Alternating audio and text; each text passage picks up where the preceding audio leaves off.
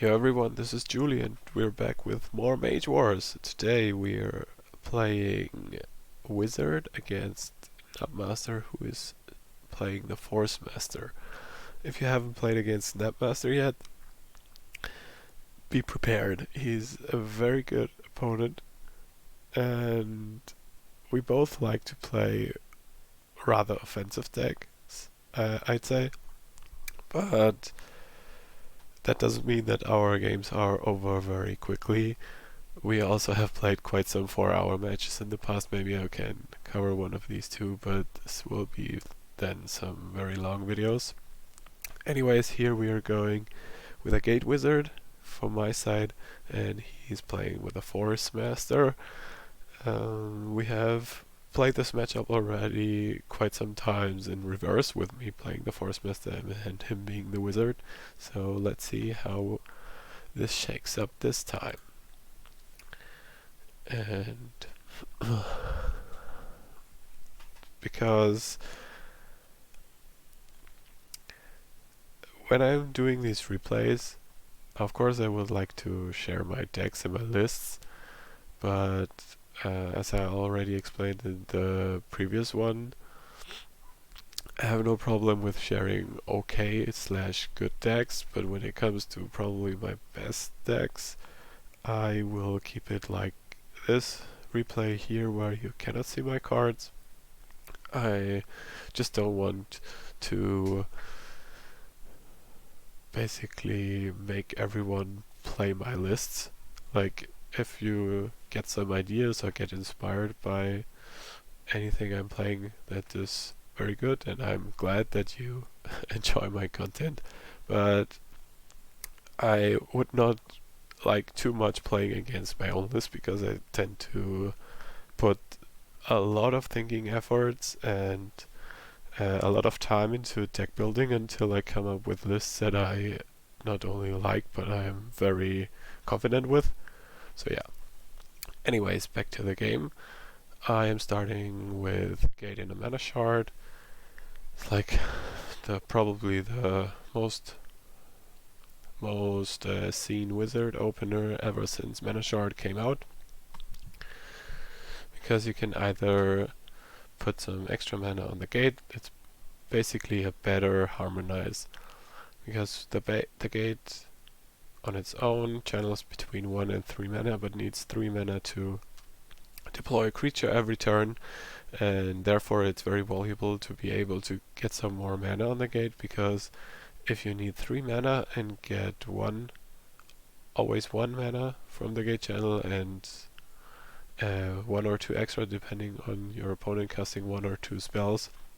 If your opponent is a melee mage, or is meditating or doing something else with his action instead of casting spells, that means you don't get 3 mana every turn, which means you cannot use the gate every turn. So usually this is very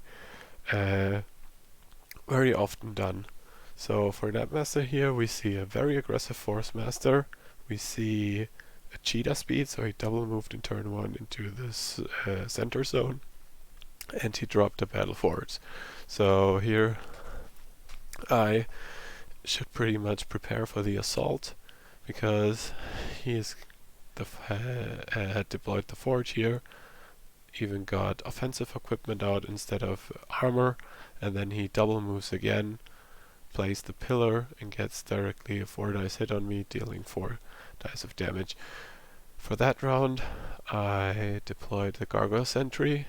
I like to deploy sentries more for defensive play rather than me being offensive, so if my opponent comes to me and I also kind of expected the pillar or attack spells or anything going on with attacking, the Gargoyle can guard versus melee attacks and can intercept versus ranged attacks, and also versus the pillar.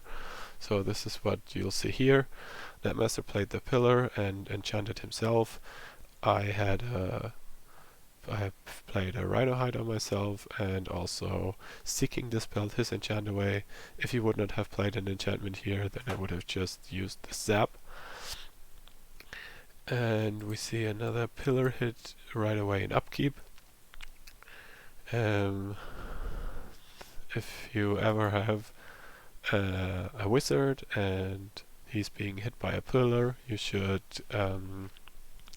watch out for the initiative token, because it's played that way that whoever has the initiative decides in which order you resolve the shield, like if you pay for the shield or not, and the pillar. So if I had the initiative in this turn, so I got to decide whether I wanted to use the shield, yes or not at all, and I also get to decide whether I want to use or to activate it before or after the pillar attack. In this turn I want to use it before the pillar attack. The pillar rolls 1 normal damage and 3 crits, so I reveal my Rhino Hide here, and the shield blocks the 3 critical hits, so I take 0 and stay at 4. I will not deploy out of the gate this turn because I want to get another gargoyle out ASAP. While we see Knabbmaster deploying leather, which is always a good thing to do, because if you don't get early armor, there is always the potential threat of a thorn bush. We see Knabbmaster here preparing a dispel. He anticipated correctly that I want to reveal the enchant that I casted on myself last turn. And here we see myself moving to the left and casting some leather as well, because armor is always a good thing to have. Now I'm reconsidering that move because the Forcemaster has a force pull. It can pull me straight in, and then the pillar gets to attack again. I could intercept that with the gargoyle, but then I would get hit next round again. So I have to think here whether I want to rather have a pillar attack on myself or let him do whatever he wanted to do with his other action anyways. In this case, because he dispelled my other armor and I'm only at 1 armor, and it's his initiative next turn, so he can decide to hit me before I can activate my shield, I decide to stay in this zone and rather risk whatever he had planned instead, because if I move over here, the pull for 1 mana, dragging me back and getting a 4 dice hit in, is, in my opinion, worth it for him, so he would have gone for the pull over whatever he had planned, because he had only 5 mana left, or 8 I think actually. Okay, so here we see him targeting my mage with a pillar, and I redirect it via intercept to my Gargoyle Sentry. The guard should be gone. Knabbmaster informs me about this here. I thought the automation would pull it off itself, but actually it doesn't. So now the guard is removed and we are ready to go into round 4. Correct? Turn 5 already. Okay, I will get my next gargoyle.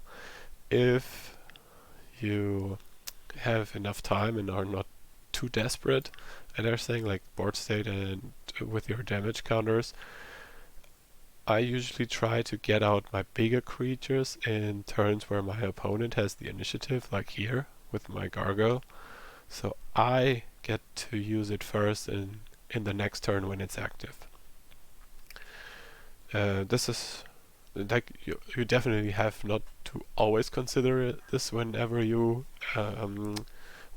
deploy or cast creatures, but especially if you're defensive and if you're debating if it's worth to save up 1 turn, deploy nothing on your spawn point and then to deploy something, I feel it's way more valuable to skip the deploys on the turns where it's your initiative, because then you can deploy on the turns where you're off initiative, so you get to use your probably bigger creature right away in your initiative next turn. So I get another gargoyle of initiative like I just explained, while Nab gets yet another melee buff. So right now he's at 5.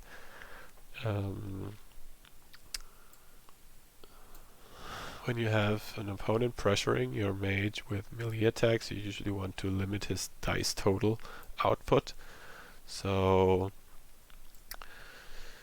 for me, it's My personal opinion on this is also if you can keep them around 5 or 6 dice max, you're probably good. Everything above that, towards 7 or 8, can get your mage in trouble quickly, and everything above 8, above 10 damage, then you should be really careful, because now with the melee attack spells you can get a melee hit and another one in, and if these are around 10 dice, they can get you they can deal 20 damage to your mage in one round very easily. So this is definitely something to consider. So I played in this round, I prepared a disperse for the mage bane on myself, and I also will play my backup rhino hide yet again on my mage, because when I'm being pressured I like having some armor. Also I guard with the gargoyle, of course, and do not hit into defenses, hidden enchantment and armor from the Forcemaster, because basically the main reason for this gargoyle guard here is the intercept against the pillar. So the pillar hit me, I think, 2 times in this whole game. 1 time after it was cast, and the second time into my Voltaic shield, and that's it. The pillar is gone. I weathered the first attack of offense most often times, and I'm at 4 damage, which makes me feel rather comfortable. So right here for me the mission is, I have basically 3 missions, but I will fulfill these one after the other. That means I have to stay alive. This is mission 1. I have to get rid of the battle forge rather sooner than later, because what I don't like is him gathering around 8 or 9 or 10 pieces of equipment and then just bashing on my mage non-stop. So the quicker I get rid of the battle forge, the better for me. And also what I mentioned earlier, when playing against a melee focused mage, try to limit his dice output as much as you can. So here we go with another gremlin. The gremlin can teleport 2 spaces and help me getting down the battle forge. I will get some regrowth, some defense, and another seeking dispel. I will just try to snipe hidden enchantments if he has some, and same reasoning as before. I am a wizard. I will just zap if it would have been revealed earlier here.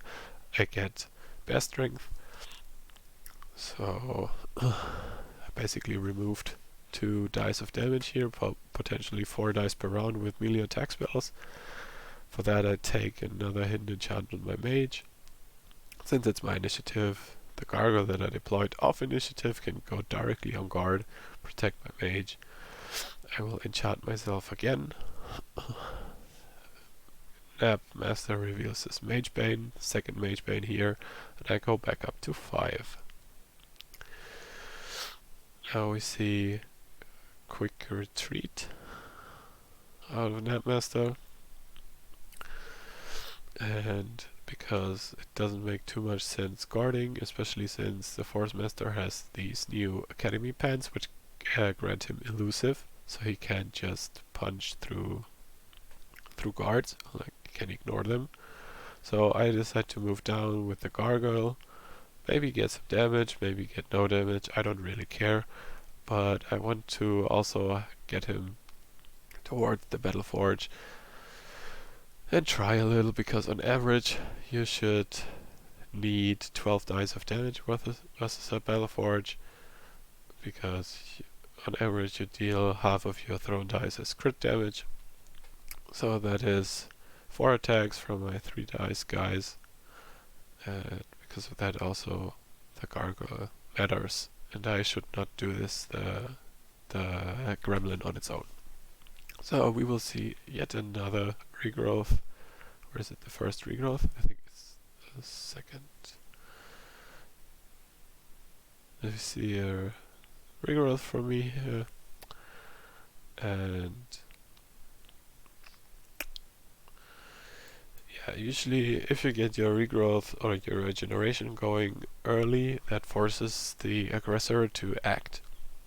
So he has to remove the regeneration. If he doesn't, you get long-term value out of it. So yeah, either he stops with it, his aggression, his or hers aggression, to get rid of the regrowth, or you get some long-term value. Basically, you just create a situation whether when the opponent does not want to choose either option A or B that you offer him. So now what is about to happen if the defensive mage plays a regrowth and the offensive player sees it coming? Yes, there is a dispel, and it will be gone right away after one use. This is probably the best you could do as offensive player. We see another disperse on the mage bane because I do not like mage bane on my mage. I'd much rather like to heal. So go back to 4 damage. The gargoyle goes in and does what he is meant to do, punching battle forges, punching stone and metal. Same goes for the gremlin. Double move. 5 normal damage sounds like a lot, and that I am a filthy high roller, but actually these were 6 dice and it should on average have dealt 3 critical damage, and here we go. So everything working fine for me so far. Get average damage against the battle forge. And it's not looking too bad, but of course troublesome. One of my missions is a little bit in danger here. We have Gauntlets of Strength, we have Rage Tonic, we have Warful Blade. It's 3 offensive buffs. One of these enchantments is Cheetah Speed, 2 hidden, and there's my Rust on him already. So that is a potential 5 offensive melee buffs. And he can double move because of his Cheetah Speed, so he can definitely hit me back here. And even if I would guard with a gargoyle, say, he could just deploy his pants and still run to hit me and kick me in the face with a melee attack spell. So here I will try to get rid of one of his actions. Let this run into a jinx. And actually I will not put all my effort into removing his enchantments because he kind of retreated last round. I will dissolve the armor, and this allows me the option to counter race him because there's a rust on him. I can remove this armor and then I have him at -1 basically. Here we go with the illusory leggings. So now he is elusive. I can't really guard my mage unless I dissolve it, but the chances are high that he has at least 2, maybe even 3 of those. And my main mean of defense for this turn is the jinx, because if he would melee attack myself, my mage, and tries to kick him, the kick goes into the jinx because it's a spell, of course. The melee action is not, so he can get only 1 hit in, and 1 hit I'm able to tank right now still, so that would be somewhere around 8 or 9 damage, putting me to a 12. While being bad and not the optimal, I definitely think that I can take this right now, because that also means that my creatures get the forge probably this turn and already some damage on him, that I can just try to counter race him. So that was the basic idea.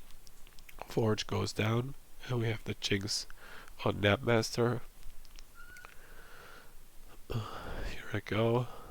Dissolve the armor, and I will teleport my gremlin right after him, because if you would move 1 zone away, say over here, the gremlin has no chance. Oh, because I expect an attack on my mage here, I'm using the gargoyle first, actually.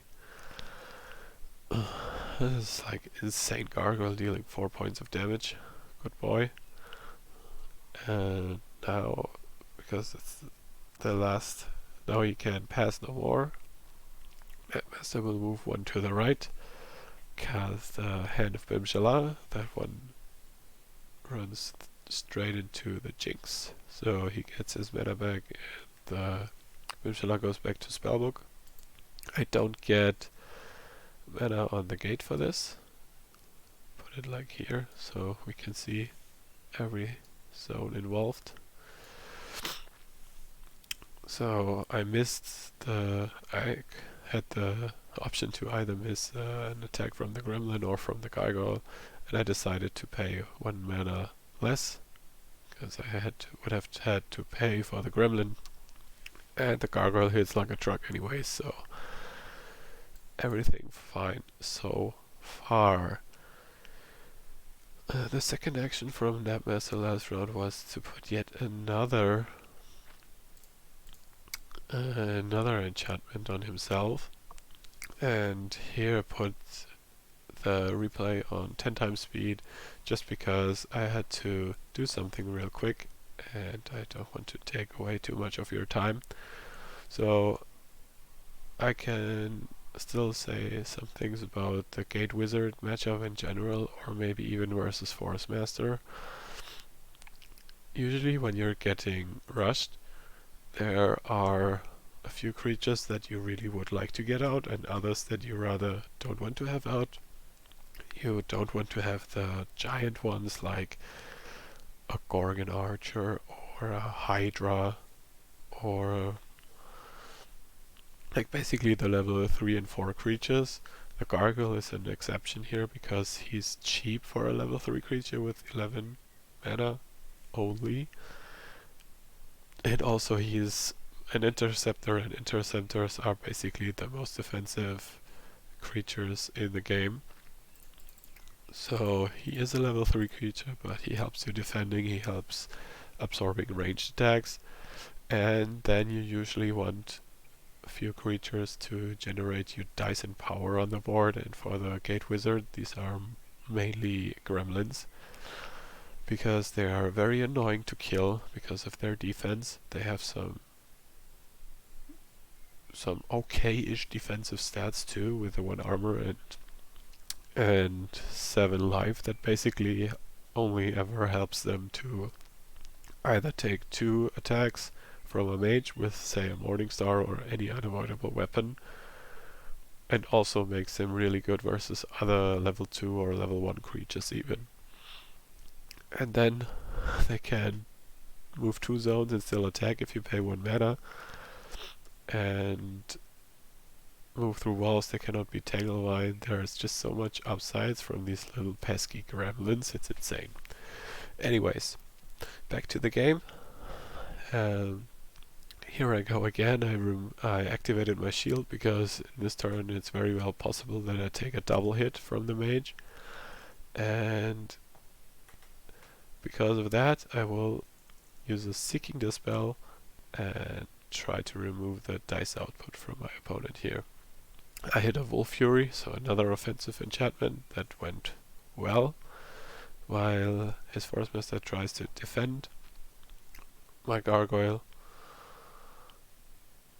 my Gremlin, and the Gremlin only deals 1, and the second Gremlin deals 3 damage because Nab reveals Desperate Focus, which grants him another armor and melee that gets dispelled right away as soon as he revealed it, because I wanted to save my mage's action until one of his enchantments was revealed, and if there was no real enchantment that I could have hit, then the old known backup plan of just using an Arcane Zap or maybe also the melee attack would have been the play there. Now we see Nab double moving and mind controlling my last creature on the board with what was a Gargoyle Sentry. So he gets a stun and then he gets to act with it, so basically end result is at the end of the turn the stun is gone and it's his creature now. With his quick action, with his quick cast marker, he deploys a Force Caracal. No, little big cat thingy.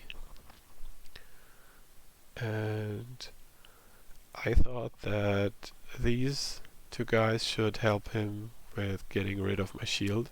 The shield being very strong against 2 or less incoming attacks per turn, because then the attacks need to be big ones to have an impact, and if they are big ones you can usually use the Voltaic shield to its full potential. And if you spend 2 mana to negate 3 damage slash 3 direct damage, that's a very good trade to make for you. It's basically a heal for granted 3 while only paying 2.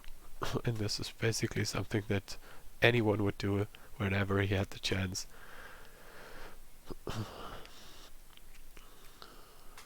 Especially if it doesn't even take an action.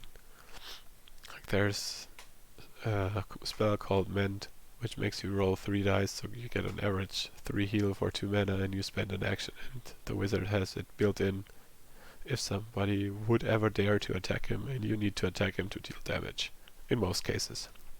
So, plan is, if your opponent is offensive, you should go defensive, so I get more armor. That also makes it harder for the Force Caracal to deal anything meaningful to me.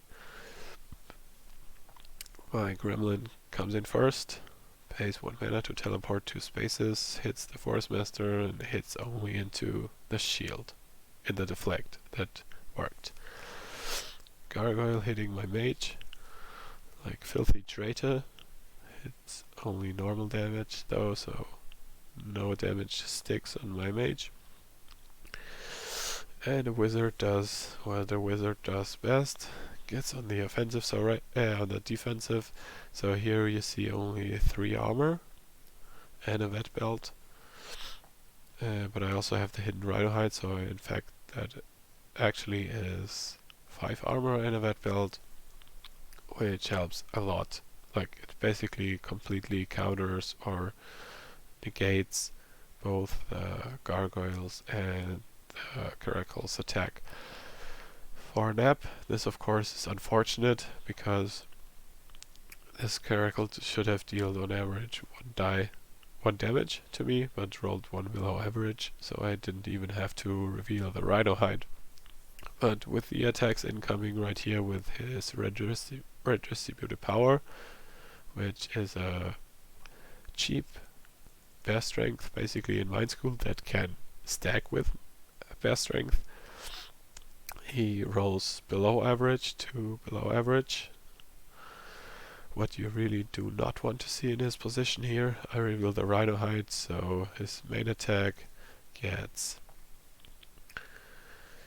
3 damage in versus my mage because he has 2 more piercing from his blade, and the kick does not get the piercing from the blade, so rolls also 1 below average and deals only 1 damage to my mage. So 2 times below average. So in fact I should have been somewhere around 10, 11, 12-ish damage here with average rolls. If he would have rolled the same amount above average that he had right here below, I would have been at like 15, 16-ish damage. My Gremlin goes in, attacks him for 3 dice, dealing 4 damage because of the 1 pierce. And we're already in turn 11. So, my experience, quick games for me are the ones that are over in turn 7, between turn 6 and 8. Turn 6 is a really quick game. Medium games are probably over between 11, 12, 13 and 15 rounds, I would say, and long games, my experience, they get to above turn 20. I think the games that took Nab and myself very long were games with a lot of creatures on both sides, so the turns take forever, and it makes the game feel even longer. And also sometimes new decks and a lot of thinking. And if such games go towards turn 25, 26. That can take you 4 hours. So, back to this game. We see another gremlin, the 4th gremlin, so I can deploy no more. From me hitting the table, I will enchant my wizard once more. This is another defensive measure. I have a brace yourself here, because that bumps me up to 9 armor and a vet belt, which is also a valid option to combat piercing. It's just armor so much that even after the piercing you are still in reasonable armor ranges, with reasonable armor ranges being somewhere between 4 and 7. Those are probably the most useful amounts of high armor. Anything beyond that is just useless, because then your opponent usually just accepts to dealing damage with crits only, and basically treats you as if you had the double life and infinite armor. Now we see Knabbmaster dissolving my Stormdrake hide, so he's getting rid of my armor and deploying armor on its own. So this was an armor turn from my opponent, and this means for me, with Nab being at 2 armor right here from the boots and the force armor, I will reveal my rust now and go on the counter offensive, try to deal some damage to him. He's at 16 now while I'm at 8. He has 0 armor, I have 7, so 3 plus 4 that he can't see. And he calls it here, sees no point to win this game still. So we call it. Good game to Knabbmaster. Was fun one to finally rework this matchup sometime, with me being the wizard and him being the Forcemaster. I'm already looking forward to our next games. And for all of you watching, thank you. See you in the next one. Julie out, stay hydrated.